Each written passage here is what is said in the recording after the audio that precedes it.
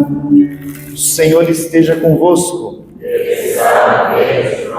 Proclamação do Evangelho de Jesus Cristo segundo Lucas. Naquele tempo, os discípulos contaram o que tinha acontecido no caminho e como tinham reconhecido Jesus ao partir do pão. Ainda estavam falando quando o próprio Jesus apareceu no meio deles e lhe disse: "A paz esteja convosco." Eles ficaram assustados e cheios de medo, pensando que estavam vendo um fantasma. Mas Jesus disse: "Por que estáis preocupados? E por que tendes dúvida no coração?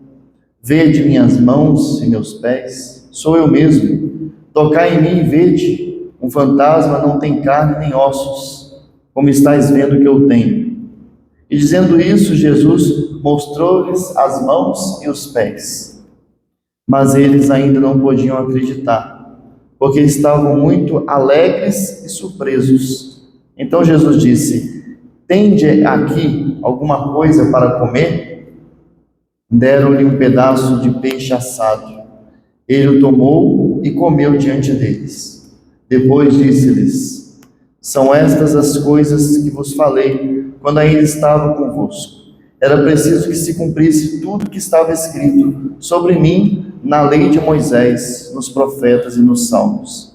Então Jesus abriu a inteligência dos discípulos para entenderem as Escrituras e lhes disse: "Assim está escrito: o Cristo sofrerá e ressuscitará dos mortos ao terceiro dia, e no seu nome serão anunciados a conversão e o perdão dos pecados, a todas as nações, começando por Jerusalém. Vós sereis testemunhas de tudo isso." Palavra da salvação.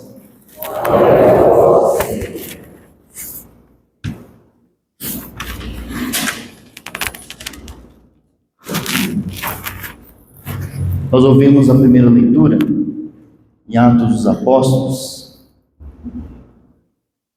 os apóstolos dizendo ao povo: "Vós rejeitastes o santo e o justo, e pedistes a libertação de um assassino. Vós matastes o autor da vida, mas Deus o ressuscitou dos mortos." Mas depois ele explica: "E agora, meus irmãos, eu sei que vós agistes por ignorância, assim como vossos chefes." Ignorância pela falta da graça que ilumina a nossa razão. Veja que ontem os discípulos de Emaús andaram com Jesus sem saber que era Jesus e o reconheceram ao partir do pão. Agora, os apóstolos estão com Jesus, mas não conseguem também o reconhecer, pensam que é um fantasma. Porque todos nós temos a capacidade de conhecer a verdade pela razão. Pilatos estava diante de Jesus e ele sabia que Jesus era inocente, mas ele não conseguia ver que Jesus era rei. Muitos reconheceram que Jesus era profeta, mas não viram que ele era Deus. Todos nós temos acesso à verdade através da razão. Mas Jesus ele veio para infundir através do Espírito Santo em nós a fé, que nos dá a plena visão de todas as coisas. Por isso São Tomás de Aquino vai dizer que a fé e a razão são as duas asas pelo qual o espírito humano pode contemplar a verdade. Mas somente com a razão é como alguém que tem um olho fechado e só pode ver por um ponto de vista. E a pessoa que julga a realidade somente com os sentimentos é como uma mula desenfreada com os olhos fechados. Ela só sente, tudo é sentimento, tudo é sentimento. Portanto, nosso Senhor ele veio nos dar a plena visão da verdade. Ninguém pode dizer, vai dizer São Paulo na carta aos Coríntios, que Cristo é o Senhor, se não for revelado pelo Espírito. quando Salomão vai pedir a Deus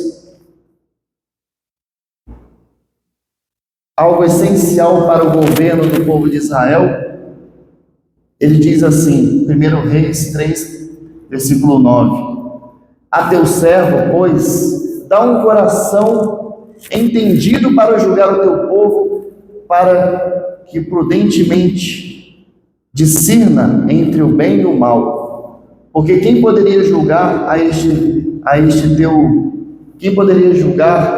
teu tão grande povo? E esta palavra pareceu boa aos olhos do Senhor. E Deus disse: porquanto pedistes isso, e não pedistes para ti muitos dias, nem pedistes para ti riquezas, nem pedistes a morte de teus inimigos, mas pedistes para ti entendimento para discernir o que é justo.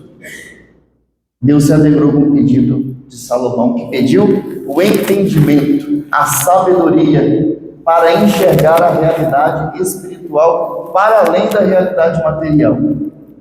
Provérbios capítulo 2, versículo 6, vai dizer: pois o Senhor é quem dá sabedoria, de sua boca procede o conhecimento e o discernimento. Nós precisamos pedir a Deus essa visão completa do mundo espiritual, porque a razão é a lâmpada, presta atenção nisso, a razão é a lâmpada que ilumina o lugar aonde nós vamos pisar, ilumina o caminho. Mas a fé nos dá um sentido para o caminho. A fé nos dá a esperança para o caminho. Pela razão, nós enxergamos as pedras do caminho. Mas pela fé, nós enxergamos o castelo que nós podemos construir com essas pedras. Nos revela um sentido, não um futuro. E a gente aqui não crê nessas coisas de revelação do futuro. Mas nós temos a esperança daquilo que será construído no caminho.